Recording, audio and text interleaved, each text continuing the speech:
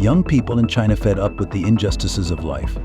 The reality is that young people in China are under immense pressure. To get married, a Chinese man may have to spend up to $130,000. With housing prices skyrocketing, many cannot afford to buy a home, leading many young people to choose to remain single.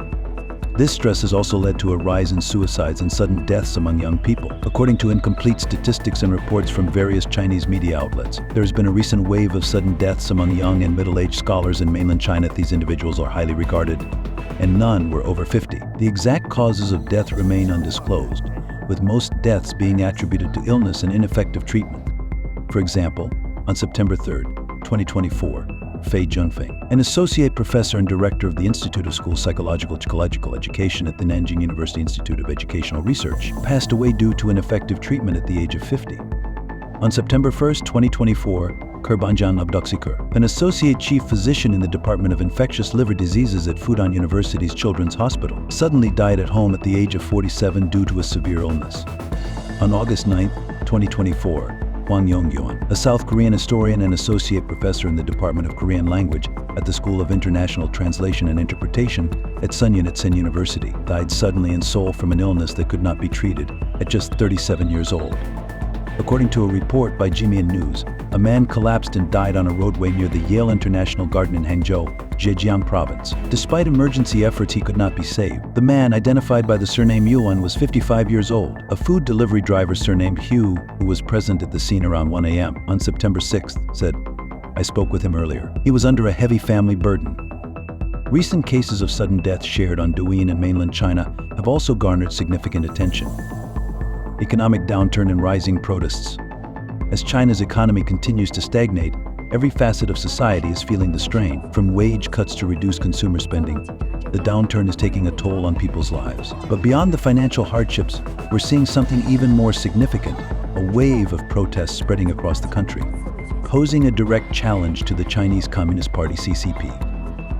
In a recent report by the Chinese Dissent Monitor (CDM), part of the US-based Freedom House, the latest figures reveal a sharp increase in recorded dissent. In the second quarter of 2024 alone, there were 805 incidents of dissent across China, an 18% rise compared to the same period in 2023. The majority of these protests were labor-related, 44%, followed by issues over housing, 21%.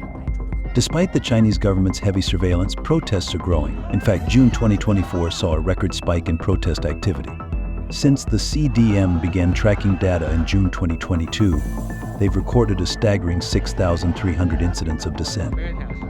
This report underscores the growing dissatisfaction among the Chinese populace, highlighting the economic challenges that the CCP now faces, challenges that could spiral into even larger governance issues. Many analysts believe that property owners and farmers prefer taking to the streets over seeking legal recourse. The reason? China's legal system is perceived to primarily protect local authorities and businesses, leaving individuals with costly and ineffective legal options. For many, protesting seems like the only viable way to be heard. As we move forward, it's clear that China's economic struggles are about more than just numbers, they're about people, and the choices they're making to fight for their rights in an increasingly difficult landscape. A social volcano is forming in China. With China's economic growth declining for the first time in 40 years, it's not just migrant workers demanding their wages or property owners protesting. The middle class, too, is growing anxious, losing trust in the country's shifting economic and political policies. Chinese society has undergone tremendous changes. Since the 1980s and 1990s, there was a trend of people leaving government jobs, but now we're seeing a reversal. Civil service exams and state-owned enterprise jobs have become the new craze. Meanwhile, the private sector, once represented by booming industries like internet technology and real estate, is shrinking rapidly. Traditional white-collar jobs offered by private companies are also in sharp decline, and there's a growing trend of white-collar workers being downgraded to blue-collar positions. Even blue-collar jobs are being cut drastically. College graduates are finding it increasingly difficult to secure employment. Across various sectors, whether finance, tech, state-owned enterprises, public services like teaching, or even the military and police, wage cuts are becoming widespread. Every corner of Chinese society is experiencing a downward shift in living standards. What's eroding public trust even further is the Chinese Communist Party's CCCP ongoing new productivity plan. While it consolidates the party's power, it weakens the people.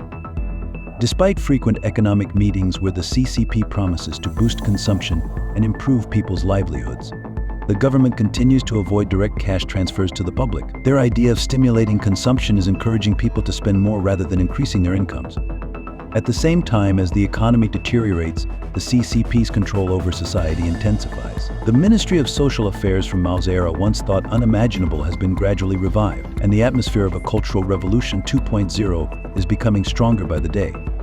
In normal societies, media, courts, NGOs, and religious beliefs serve as outlets for public sentiment. But under the CCP's rule, these institutions either don't exist or have become tools of the regime to maintain control, leaving people with no way to vent their deep-seated pessimism and despair. From 2018 to 2023, searches related to mental health on Baidu, China's largest search engine, grew by an average of 35% per year. In 2023, searches for solutions to anxiety, depression, and stress on the Chinese video platform Bilibili skyrocketed by 224%. This year, there has been a notable increase in violent incidents across mainland China, with some targeting not just Chinese citizens, but also Americans and Japanese. A look into recent stabbings in Shenyang revealed that on just July 2nd alone, 9 violent incidents occurred, leaving at least 9 dead and several others injured. Disturbingly, the perpetrators are getting younger. In March, a student who had failed his exams drove his car into a group of students in Taizhou, Zhejiang province, killing 3 and injuring 16 others, according to the 2023 to 2024 in-depth report on mental health. And the industry, the top 3 psychological issues people sought help for last year were anxiety, a sense of meaninglessness, and depression for the first time. A sense of meaninglessness ranked in the top 3, reflecting a profound loss of purpose and values among China's population.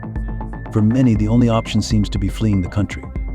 Alex, an international student from the US, told that under the CCP's management, mainland China has become unfit for human survival and reproduction. Everyone would flee if they could, he said.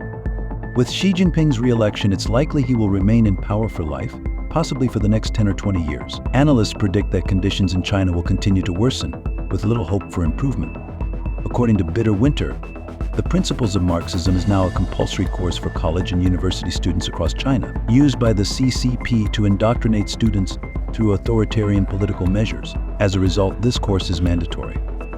Recently, a video surfaced from a Principles of Marxism class at Northwest University in Shanxi province. In the video, some students were glued to their phones, others were chatting, and many seemed disinterested in the lecture. Suddenly, one male student stood up and shouted, "I am not a member of the CCP. I don't believe in communism, and I don't like the Communist Party. I'm sick of learning this stupid theory." A heated argument broke out between the student and a little pink, a term used for young, blind patriots who fervently support the CCP, before another student stepped in to stop the confrontation. As tensions rise across all aspects of Chinese society, the cracks are becoming increasingly difficult to ignore. China, it seems, is sitting on a social volcano, and the question is, when will it erupt? The CCP regime under threat. The scattered economic protests across China are primarily focused on demands for personal and financial benefits, avoiding overt political topics. This makes it difficult for them to coalesce into a nationwide movement like the White Paper movement. However, the public is increasingly aware that the root cause of their economic woes lies in the structure of the Chinese Communist Party CCP regime. For decades, China's economy grew rapidly. Many believed that as long as they could make money, the CCP system, no matter how flawed, was tolerable.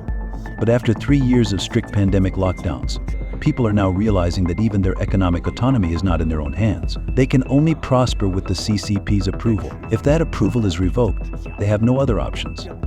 On social media, netizens continue to discuss the deeper issues within the CCP system. One popular question asked, why can the government so rigorously censor movies and TV shows, but not regulate food safety? The biting response: unsafe food harms us, but unsafe films and TV shows harm them. Recently, the Center for Strategic and International Studies CSIS published on inequality in China, revealing a significant shift in public sentiment. Fewer people now believe that they can change their fate through their own abilities and hard work. The CCP's system has become the target of public frustration. Wu Siji, a researcher at Taiwan's Cross-Strait Policy Association, highlighted that China's current social issues are largely tied to its governance model and economic development. Previously, the economic achievements brought about by the early stages of reform and opening up allowed the Chinese people to believe that, to some extent, economic liberalization was more important than political reform. They tolerated the political system because they were benefiting economically. However, as economic growth slows, societal discontent is increasingly directed at government institutions and leaders. People are starting to question the political system that the CCP has built. Wu also pointed out that since the end of the pandemic, the CCP has introduced many policies, but their real economic impact has been limited. He fears that the government will continue to implement harsher measures, creating a vicious cycle of stagnation and repression. If you enjoyed this video and want to see more content like this, don't forget to hit that subscribe button. Give us a thumbs up if you found it interesting, and let us know your thoughts in the comments below. Your support helps us bring you more awesome content. Thanks for watching.